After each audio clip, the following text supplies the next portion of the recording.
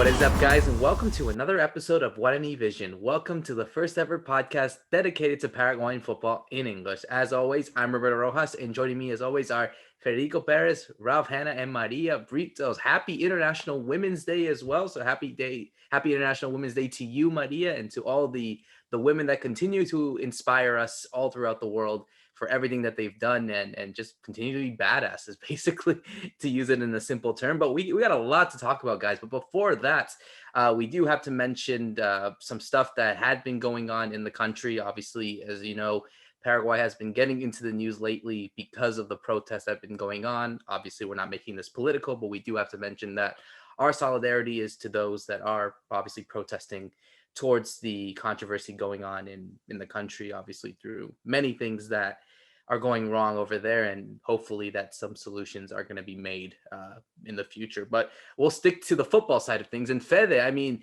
I guess the big news that we saw in our game, you know, kind of has to be involved in a way with this pandemic. And unfortunately, we're not going to be seeing our Paraguayan national team this month. Hey, Roberto. Yeah, it's been a weird week actually here in Paraguay. Like you said, you know, with the protests going on, it's been kind of hard to just put your head on the football games, on our football world. But you know, people hitting the streets here to protest against the government, the lack of vaccines, also just the awful healthcare service that the country has, among other issues. Like corruption, which is a word that you hear a lot here in Paraguay. And I was actually remembering, you know, besides what you were saying, that today, the 8th of March, when we're recording Guarani Vision, we're making this space, we're giving the space for women also, like Maria, for them to have a voice in football and give them the space that they deserve on this 8th of March. But I was actually remembering today, and I was looking at my calendar, that on a day like today, on 2020, was the last day that we had people in the stands, that we had fans, that we had a stadium full of people. It's actually been a year now. It was in an Olympia game, and I had the privilege of being there. It's been a year now that we haven't been able to go to the stadiums. But the games have gone on. We had a lot of goals this weekend, golazos actually, 9 goals this weekend, and most of them were golazos. We're probably going to talk about that. But right off the bat, like Roberto was saying, the big news this past weekend, actually, because it happened on Saturday, it was confirmed. It started during the week, the rumor, and then Friday was the first meeting with all the chiefs of CONMEBOL coming together on a virtual meeting, and then on Saturday they talked to the FIFA chief, also the president, Infantino, and it's been confirmed that unfortunately, the bad news: South American qualifications, the qualifiers that were supposed to be played in March, will not happen, at least on this month. And now we look at the calendar and we see that maybe on June we will have games again for our national team to play, right before Copa America to happen. We'll see if that can go on, and we'll see if that will be confirmed by FIFA. We have to remember that this goes by them. It doesn't necessarily has something to do directly with CONMEBOL. They can't do much about it, especially if they have these problems with countries like Germany, Great Britain, USA, France, and we'll see what the stage is for Copa America right at the middle of the year. But you know, it is a bad news, especially for all the players that were waiting to play, especially for our team. I think, you know, looking at the rest of the teams in South America, we were probably going to be the one that was going to be hit the less, right? We weren't going to suffer that much missing players, especially because Almiron was injured. I was probably not going to be able to play, or if he was going to make it right there. But we'll just have to wait. It's part of the world right now with the whole COVID situation, and it was on FIFA's turf, and they just couldn't make it happen this time. They made it happen last year when the crisis just started. There was a couple of players that couldn't make it to the qualifiers, but the game went on. But this time, you know, no, it was just too many players that weren't going to be able to come to South America, and the games just couldn't happen. Yeah, it's definitely an unfortunate thing that's been going on. But as you said, it could be perhaps a blessing of disguise because of the injuries that we have gotten. Ralph, I'll go to you on this one. Obviously, on a day like this, on International Women's Day, it's been actually a good week, we could say, for a lot of female players in Paraguay. They've been stellar so far in various competitions all around the world. I mean, that's something great to see on a special day like this. Yeah, that's right. On a happier note, because obviously we're all disappointed about the World Cup qualifiers not happening. We had planned like a bunch of ideas for you guys as well to talk about Chile, Colombia, and what's coming up. But on a happier note, the women's players are doing great. I mean, we'll talk a bit later about the Copa Libertadores, which is happening right now in Argentina, with Paraguayan teams taking place and also Paraguayan players that play abroad. But one Paraguayan player playing abroad is, of course, Jessica Pirajun Martinez. And she managed to score 2 goals and make an assist for Real Madrid at the weekend. She was playing against Espanyol, where there's another Paraguayan player who's the more experienced, Dulce Quintana. She came on as a sub, I think, towards the end of the game for Espanyol. But that was, a great kind of return to form for Martinez, because if you guys remember, just before Christmas, she lost her mom. She had to go back to Paraguay. She spent some time. Now she's come back, and this is, I think, the first goal she scored since then. The first goal was a penalty. Second goal, really good header. So some classic Paraguayan striker action for you. It's a very well taken header. So that's some really positive news to kick off with today. And then talking about women's players, well, a bit younger, let's talk about the girls players, because I've been told by a listener of Guarani Vision, who's been telling me about his daughter called Florencia Cáceres. She lives here in Miami, and she's hoping, I guess, to be the next Jessica Martinez, or maybe the next Alex Morgan, I don't know, because at the moment, she's representing Florida State, and in her age group, she's under 12s. They won their game a couple of weeks ago, 3-2 against Georgia State. So that's, she was picked from about 300 kids in the local area, or girls in the local area, I should say. She was picked for that team. Only 9 players play, because at this age group, it's 9 versus 9.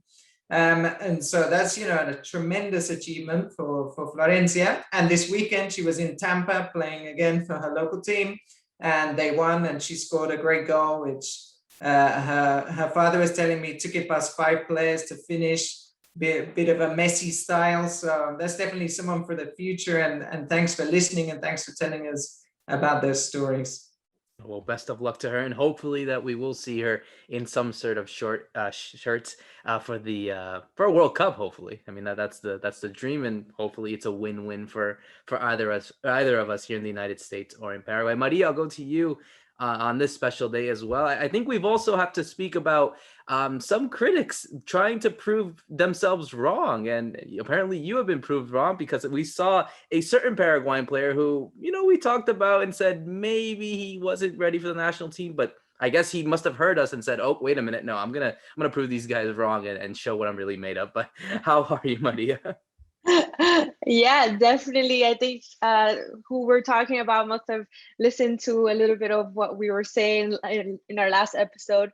So I'm glad that he got his stuff together. And who we're talking about is actually Tony Sanabria. He had a great game, and coming back into the Italian Serie A. And, he was transferred to his new team now, Torino, from Real Betis, I believe, in a loan. And he did pretty well for coming back. Last time we mentioned that he had coronavirus, which is why he wasn't in action. And so I would definitely have to apologize for my comments that he wasn't doing much for his career. But I do still stand in the fact that he should probably not come back to the national team for a while until he's actually proven that he can come into the team.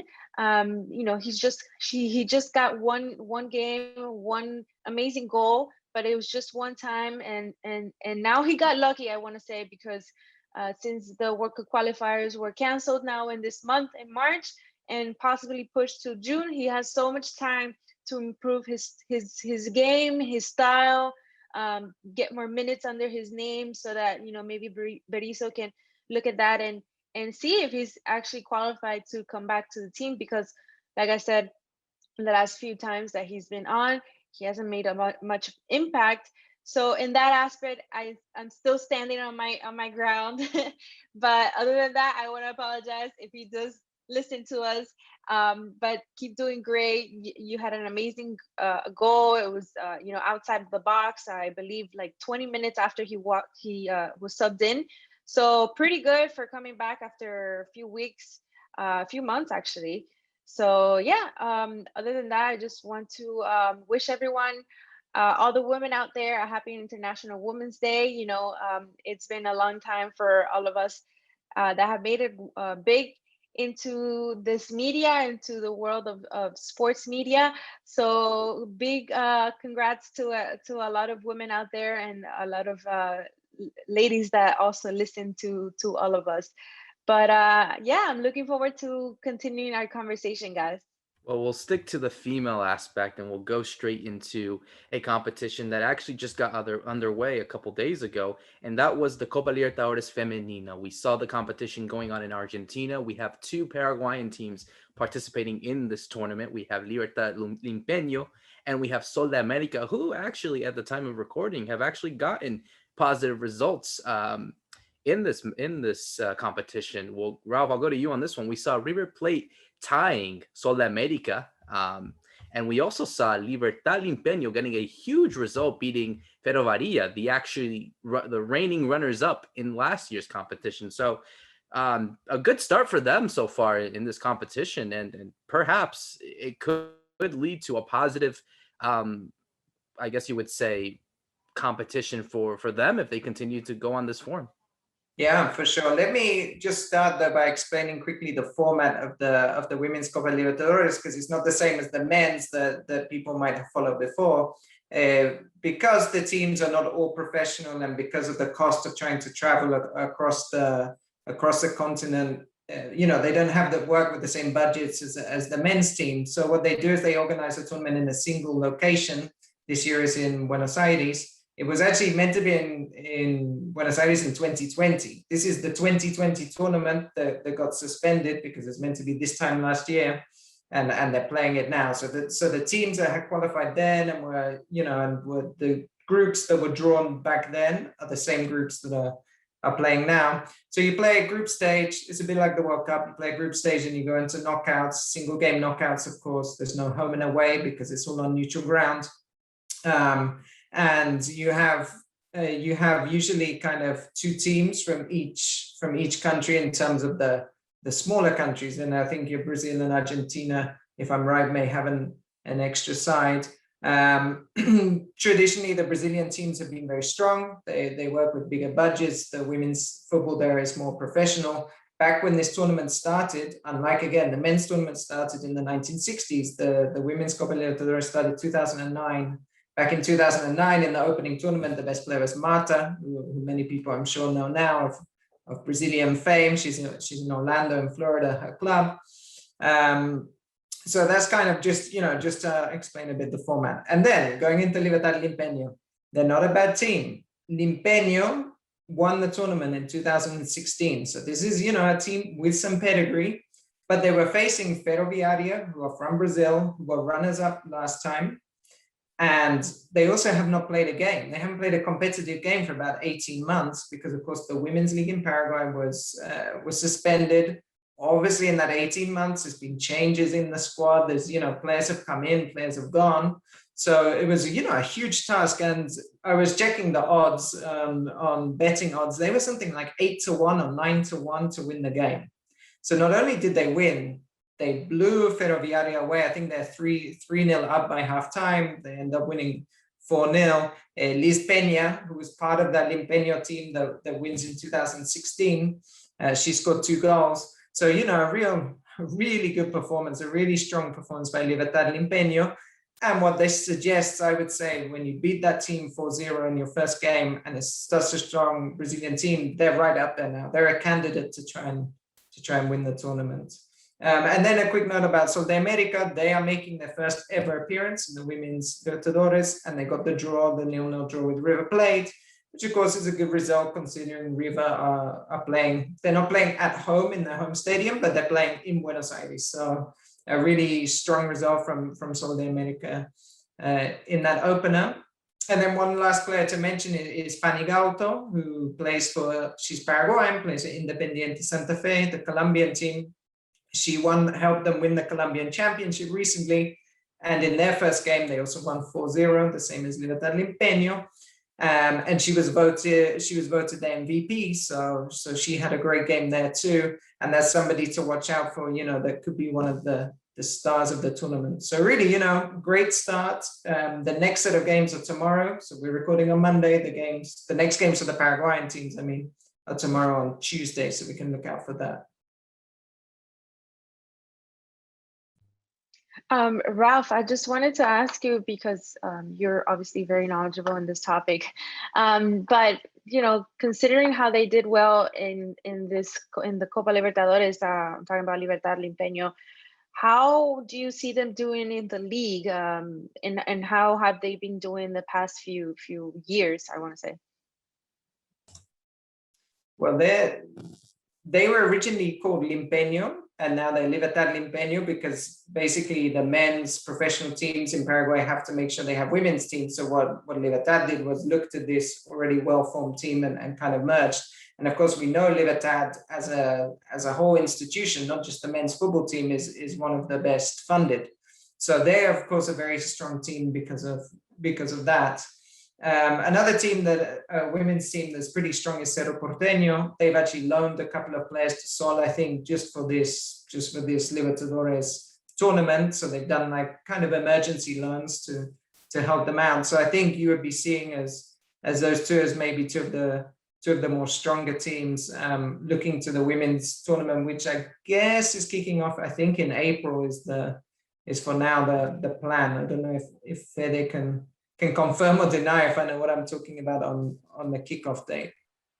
Yeah, more than anything, I just want to, just be happy for these girls that they're actually getting game time. Like Ralph was saying, they haven't played in more than a year now. Paraguayan football for them hasn't come back yet, and for them, you see them so happy now on the pitch. They're having so much fun. They were so happy just to leave the country and go and play this big tournament. Libertadores, they're getting used to playing this tournament every year. Also, we're having big teams play it. Like Rafa was saying, South America is the first time that they play. We had Cerro Porteño play before. We had other big teams play, like Libertad, also Limpeño, that was champion. I'm just happy that the girls are getting used to playing these big tournaments and can play against the big teams of South American football. I'm actually really happy with what CONMEBOL is doing with women's football these last couple of years, and just making sure that we have these competitions every year, and that the girls can get just more professional, because you see how the Brazilians are playing. I was watching a couple of the games of the Corinthians, which is the team that has scored the most goals, and it's just impressive. It's just crazy what they do on the pitch. But there's a big difference still with the other countries, right? With Paraguay, and just how it happens in the world when we see World Cup. When we see Women's World Cup, also when we see France, and when we see these big countries that have worked so hard, that have worked so well, like the US, Canada, in women's football, and then we try to play against them, and we usually end up losing pretty badly. So these competitions, even though they're just in between South American teams, it helps us grow, and teams are taken a little bit more seriously these last couple of years. And what Ralph was saying, making sure that they have a first team for women, that they try to transfer girls, that girls are getting chance outside of the country. Also, we have so many playing outside of Paraguay right now. So all of that is happening in between these tournaments also. So I'm just really happy about that situation. But getting game time after 1 year, imagine what's going on in these girls' heads, right? Playing an international stage after so long. Definitely. I think it's a very important thing. And like you said, I think with the evolution of women's football, not just here in South America, but all around the world, I think it's only a matter of time that, this goes right into the mainstream, we would say. I mean, I think we all know that after what we've seen of the Women's World Cup with the United States national teams performing well, and many other teams and players that are rising up, I think we're starting to see that kind of acceptance of what women's football is. It will take a while, I think, in a continent like South America, who are obviously very, very passionate about football.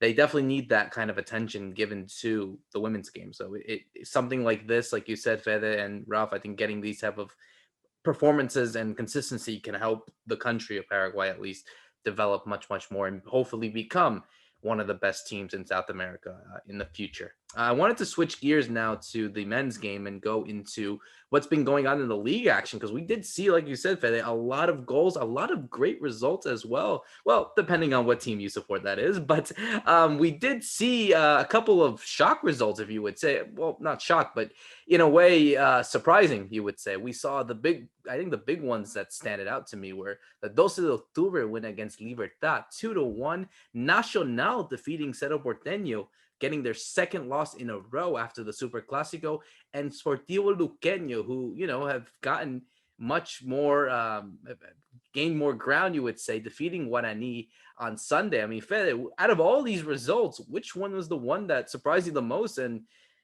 just your overall impressions of what you saw this weekend? Yeah, it's really hard just to keep it on one game because of all these surprises, right? Guaireña keeping the good results, that last minute goal by Velázquez in 12 de Octubre to beat Libertad. That was a shocker also, just because of how it turned out and how it ended. We're talking about a team that's last on the tournament, and we're talking about a team that was trying to be first on the tournament. That's how crazy it is sometimes here in Paraguayan football. We only have 10 teams, and they all know each other pretty well. And sometimes you have these kind of matches, even though you think that Libertad in the preview is the big favorite against these kind of teams. But, the big teams are losing a lot of important points, and not just Libertad. The same thing happened to Cerro Porteño, like you said. Nacional beat them. And Guarani couldn't win either. So I'm going to stick, like, the big winner this weekend was Olimpia, because they played their best football yet. So far, they cruised by Sol de America, who are also last. They have the same points as 12 de Octubre. But this is a new Olimpia. They still don't have all their players available, and look how well they're playing already. They're just getting better and better. And you see some of their players, and they're just playing every day even better. Like I was just saying, I repeat, it was their best game yet so far. Jorge Recalde again has been unstoppable, now scoring from a free kick, running plays, scoring goals. I was looking at his number. He has 19 goals in 29 games with Olimpia. That's just amazing. And some people are also pointing him out for the national team, just because of how young he is, and just because of everything that he's been doing ever since he put on the jersey of Olimpia. The Uruguayan Alejandro Silva also, he played an exceptional game. Roque did so much for the team. He looks like he's finally ready to start off the season and play every single game like Olimpia needs him to do. He could reach an important record also before the end of his career. I think he's like 15, 16 goals away from being the Olimpia top scorer of their history. So that's a big record that he could actually get before the end of the year. Like we said several times, this is his last year on his career. And they now play Nacional. Nacional beat Cerro Porteño, and they have to go against Olimpia now. Olimpia, that had the bad news of the injury of Ramon Sosa, they will not have him for this the results that I was just saying. And Sol looks so bad. I was looking into that match mainly this weekend, and without Osvaldo Martinez, their key player, out with an injury probably for the rest of the season. He won't be back for the rest of the tournament. And seeing how weak their defense is, they're last. They've only won one game in 6 so far, so it doesn't look good for them. Yeah, it does look a little bit better for 12 de Octubre, at least that they got to beat Libertad, and that brings some peace also for the coaches that are trying to maintain their jobs. That happens in 12 de Octubre. That's going on also in River Plate. There's several coaches that are trying to get a couple of results so they don't lose their jobs by the 7th game of this season. Talking about the 12 de Octubre to start, I mean, talking about the coach is Pedro Sarabia. He won the league with Libertad, so it's a guy, who knows Libertad. He knows how to win championships, but there he is struggling with 12, and they got off to the worst start possible when Mauro Cardoso the goalkeeper, like, I don't know, he's just trying to catch a ball and just pats it down straight into Tobias, who scores for Libertad. And it's like after 4 minutes. And just a curious thing, I don't know if anybody noticed, he's wearing, I think, pink gloves when that happens. And by the end of the half, he's wearing white gloves. So he switched gloves. He obviously was blaming his equipment rather than himself. But really, at that point, I thought, wow, this is going to be a 3-0, 4-0 Libertad. They're just going to roll over. But actually, Dulce came back into the game. They get the equalizer. Libertad put a bit of pressure on, I think, towards halftime. But Libertad are looking very flat, and they're changing players. And, we saw Ivan Franco was starting games. Then I think he didn't start this game. So you got Merline. Pedro del Valle still isn't starting, so I'm wondering, is that the person they really need for that creativity? Because something's not quite clicking for Libertad, and of course they have what we'll talk about soon, but they have a Libertadores game coming up, so lots of pressure there. For Cerro Porteño, I mean, very disappointing result for them, but again, unfortunately for Aldo Maiz, who struggled a bit in the Clásico, I thought. He struggled really against Nacional. And what Nacional did very well is they pressed really intensely, and Nacional said, we want to play at a high tempo. And Chiqui Arce doesn't want his team to play at a high tempo. He likes the slow build-up possessions. And they couldn't do it because Nacional wouldn't let them. And you realized, Aldo Maiz was struggling. Then he picked up a yellow card. Then about 2-3 minutes later, he picks up his second yellow card and is sent off. And at that point, I think Cerro knew they were going to find it very hard. And sure enough, in the second half, they concede the 2 goals to Nacional and go down. And they're really missing Villasanti. So they have to hope that the Villasanti can come back and be the captain and the ball winner in the middle that they need, because looking around the rest of that team, it was a fairly strong side. They're missing Patiño as well, still in central defense, but generally, a pretty strong side, but they really struggled. So they're gonna have to do some work there. And just one thing of Nacional as well, the player that sets up the second goal is Carlos Espinola, who's the son of Carlos Espinola, but Carlos Paraguayan Espinola, who used to play for Cerro. He broke through for Cerro, but then played a long time in Ecuador in Liga de Quito. And he's looking like a very exciting young right back, because he had a really good game, not just the assist. I thought, his whole kind of both defensive and attacking without the ball. He was a very good player. So Nacional look good, and they're going on to face Olimpia this week, as Fede said, which is, I think, going to be probably the best game of week 7, which is being played midweek. So one to look out for. Maria, I actually wanted to go to you on this one, because obviously your Olimpia have been doing so well. And, looking at the result, I think they were able to really bounce back after that draw, getting 3 wins right on the stretch, only conceding 1 goal so far in 6 games. I mean, from your personal perspective, do you feel that this side that Nestor Gorosito has had really convinces you that they can really go all the way for this title, even though there are some people that perhaps have felt doubtful, at least initially at the start of the season? Or do you feel that, that this side can really go for it, and there's something that can't be fixed, basically? No, yeah, I think it's Olympia has been showing such a stronger side lately that it looks like everything that Grosita has been working on has been working for the team. We have Roque showing more of a leadership, showing up, having more strength, scoring, and we have other big young stars like Ramon Sosa, although he was injured, but it's looking better for Olympia. And now that we're almost halfway into the Apertura, it's like the time that it's getting tighter in the race for the title. So it's I think that they're getting there little by little. Obviously, you can't call victory just yet. It's still not even halfway. So they got to keep working on it. Gorosito is doing well in his in the substitutes as well. I like what he's doing there, and I just got to keep pushing. The team looks very well. They have good spirits, so they got to continue doing that. But other than that, yeah, it's looking. I'm convinced so far. I just hope that they can continue this stretch. Yeah, absolutely. And Ralph, I mean, for those October to get their first win, I think it was a huge one. I think we have to also mention a special shout out to one of our people, that one of our fans on Twitter, for being a supporter of this podcast, who actually is a Dos Octubre fan as well.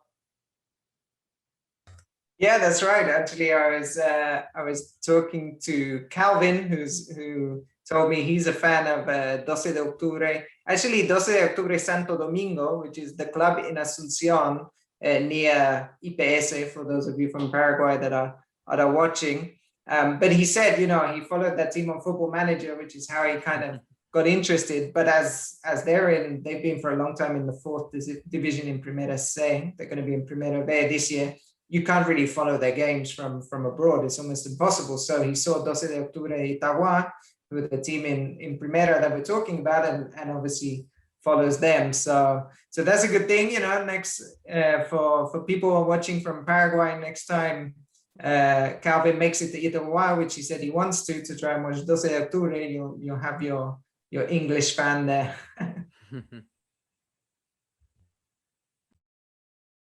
No, absolutely. I think it's always important, and we always want to thank the support that we get from everyone around the world, even from those little quirks of finding it on a computer game like Football Manager. Fed, I actually wanted to close this out with you because, I think what we see is, I think the unpredictability of this league. I mean, yes, it's a completely different season. There's less teams, but I think for sides like Cedro, who currently are in seventh and are now 6 points behind Olimpia, and I think their main objective has always been to qualify for not just win, but also to qualify for competitions like the Libertadores and the Sudamericana.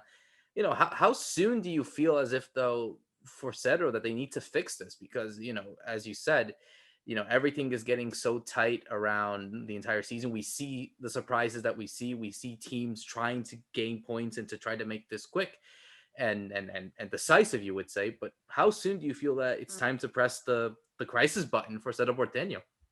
No, I think it is about that time already, because it's not just one game, it's not two, it's just 3, 4 games now. And by the end of the year of 2020, we were already seeing that Cerro was struggling a little bit in defense, that it was having some trouble also with the forwards. And Ralph was just talking about Boselli. He was talking about the game, the plays that Cerro Porteño had, and it was just a few. I mean, this was probably the game that we saw them shoot the less at goal. It was just a couple of shots and not more. And Boselli, I think he only got the ball once close to the box, where he can actually make some damage. So they got to play more for him. I believe that midfield needs to get him more of the ball, but mainly Cerro Porteño has to get their players back. Last year Cerro Porteño had a starting team that just came out of the memory, that you knew exactly who they were, and that hasn't happened this year yet. They've had trouble in defense, trying to repeat the same 4 names. They've had trouble in midfield, and the only place that they haven't had problems is with Boselli, but they're having trouble getting him the ball and getting him to score. So clearly it is a moment to actually look into what Cerro has done and criticize internally and try to fix things right before Copa Libertadores, which is, I think, where the stakes are going to be higher and teams are going to be a lot tougher for Cerro Porteño. So they need to get going strong there, just like you're seeing Olimpia growing. That should be Cerro right now, right? Growing, and you're seeing offensively, creatively, and scoring wise also. So you're seeing that they're having problems practically in all of their lines, and they're going to have to try to fix this very soon, especially getting players back and getting the best level out of them, because I think we haven't seen the best out of some players like Patiño. We haven't seen the best out of Carrizo in midfield. There are some players that are yet to take the stage of this 2021 with the Cerro Porteño shirt, and I think they need them more than ever, because Olimpia is making space for themselves and is getting ahead of the rest. The Libertadores point is really big because that's when this gets really difficult. So you have obviously Libertad and Olimpia Cerro and Guarani are all playing Libertadores, and that's when you have to start, moving players around. And what they're seeing from this kind of mini injury crisis or COVID crisis that they're having Cerro, maybe they don't have the depth they were hoping for. And then another team that suffered with this yesterday was Guarani, because Guarani decided, we have the game against Atlético Nacional, so we're going to rest a few players. So they rested a few players against Luqueño, and they ended up losing. I mean, they lost to an amazing goal from Luis Cabral, who is the least likely person, I think, to have scored a 25-yard screamer. He's a central defender. But he scores this amazing goal for Luqueño, which is another team struggling to score goals. That was only their 5th goal of the season. So it came from this unlikely source, but then Guarani didn't have the answer. And what Guarani were doing was similar to what we saw in Cerro. It wasn't a weak team. It was just maybe a mix, we'll take out 2 or 3 normal starters, but they weren't able to do enough to win a game or even generate chances to score. So definitely a worry for Cerro with Libertadores coming up. And it's a perfect, you would say, way to close this all off with talking about the Libertadores. Obviously, 2 Paraguayan teams will participate in the second stage. And as we had mentioned, Guarani had beaten Royal Party 5-2 on aggregate to qualify to the second stage. And they will take on Atlético Nacional of Colombia, whereas Libertad, who will need to bounce back from this loss to 12 de Octubre, will travel to Ecuador to take on Universidad Católica in Quito. Ralph, I mean, 2 big matches for both these 2 teams. Obviously, 2 different perspectives. Guarani will be at home at the Defensores del Chaco against Atlético Nacional, whereas Libertad will have to travel to Quito to play in altitude, which is obviously no easy objective for any team in the Copa Libertadores. But how do you assert both these teams' chances heading into their first legs? Well, I'll start with Guarani. I mean, I think they will play a few players. I think what we saw yesterday was by putting Bobadilla and Marin on the bench against Luqueño is because he wants to start those 2 against Atlético Nacional, and probably Fernando Fernandez, who started yesterday, will be on the bench. You also have Florentino on the bench, who's been their best player. So I think with that team, they're going to be a much better proposition than what we saw yesterday. Atlético Nacional are at the moment 6th in the league in Colombia. They do have a game in hand. I'm just looking at the table, which could take them maybe up to 4th or 3rd. But this isn't the Atlético Nacional that was doing so well 3 or 4 years ago on the Osorio. I think is not quite as a daunting prospect for Guarani, and they should feel that they can certainly win the game at home. And I think they will be expecting that. They need to take a win at home to be able to then go to Medellin and have something to defend. So that's my feeling, that Guarani have the capability, especially of what they were doing last year. We talked about it in the last show as well. They're only really losing to Brazilian teams recently in Libertadores, so they have a strong side. And then for Libertad, well, everything is about Garnero for me. I mean, this is a huge moment for Garnero. His last Libertadores game was against an Ecuadorian team, Delfín. He was manager of Olimpia. All they needed to do was beat this poor Delfín at home to qualify, and of course they lose 1-0, and they're out in the group stages of Olimpia. They're even out of Sudamericana, and shortly after, Garnero doesn't last much longer after that. So a big moment for him. For Libertad is different. You're playing at altitude. I think you can afford always to draw these games or to lose by 1 goal with it being altitude. I'm not sure if they named the list yet. They should be naming it today or around about now, but maybe we'll see who they decide to take. Do they take all the first teamers to altitude or try and rest some of them for next week? But I think for Libertad, there's a lot on Garnero on how he's going to do this and his return to continental action, which is his Achilles heel, because in the league he's won all these titles. He's always been the Libertadores that he's trying to balance and trying to get the best of his team, like he's been able to do in league competition. it's all about staying alive, I believe, for these teams on the first match that they're gonna have this week, right? I mean, just getting to that second match with chances of fighting, especially because if both Paraguayan teams go on in Libertadores, they will play against each other, and especially if they go forward, if they go on through this stage, we will have one team go to Libertadores in group stage, and we'll have the other team go to Sudamericana. So that's a very important issue. Hopefully Guarani can do something against Atlético Nacional. I don't think they are favorites against Atlético Nacional. Atlético Nacional is usually a team that tries to build up a team to fight the Libertadores. They've done it these last couple of years, and Colombian football is very tough for the Paraguayans, especially when we have to go and play in Colombia. So we'll see how Guarani does over there. So I think it's especially for Guarani, also for Libertad, because they play in Quito, always a hard place to play. They just have to stay alive after this first game and try to get on the next stage on the second game. But it's going to be really tough this time around with Atlético Nacional, with this team from Quito. It doesn't look easy for either of these teams, even though I think they have everything that it takes to make it to the stage group. But unfortunately, it's only going to be just one of them, Maria. No, yeah, Fede, I agree with you on there. I think, especially for Guarani, they can't take Atlético Nacional for granted and can't let their guards down, because although they have been not as competitive lately, this Atlético Nacional, I think it's still not a good idea to not see them as a big competitor.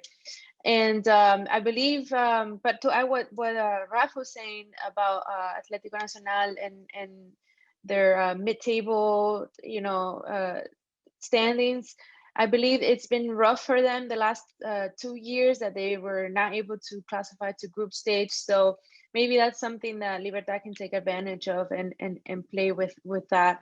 But yeah, for Libertad, I see it a little easier for them, but still, going to Quito and in those high altitudes, like Fede said, it's definitely not a good, not an easy thing. Two daunting tasks for both these sides. I think they're obviously in good positions to get results, but obviously, as we know, in the Libertadores, everything can happen, and hopefully that it will go both their ways heading into this first leg. So definitely going to be watching out on what's going to happen to both those teams. And guys, again, another great episode of Guarani Vision, another great discussion on everything. We jumped from the women's game to the club game to everything that's been going on in the world of Paraguay. So we want to thank everyone for listening. As always, you can also listen to us on Spotify, on Apple Podcasts. Make sure to also, if you are watching this on YouTube, make sure to like, subscribe, leave a comment. And as always, thank you for the amount of support that you've always been giving us. I can't believe we've already done over 20 episodes now, guys. Time goes fast. You had mentioned that it's been a year now since we've been doing that, since you were able to go to a game in the stadium ever since this pandemic started. Now it's been all these type of episodes that we've been doing in quite some time. So again, really great to see the support. So yeah, especially for those that have followed us since the first day, right? I was telling you guys off the air that I just wanted to take some time also by the end of this episode just to say thanks to everybody, just be grateful to those that have followed us. Like I said, from the first day, showed us their support. If it's on Twitter, because we have a lot of followers on Twitter, there's a lot of people that are liking our account over there. A lot of people watch us on YouTube. Others probably just listen to us on Spotify during their day, during their driving time to work.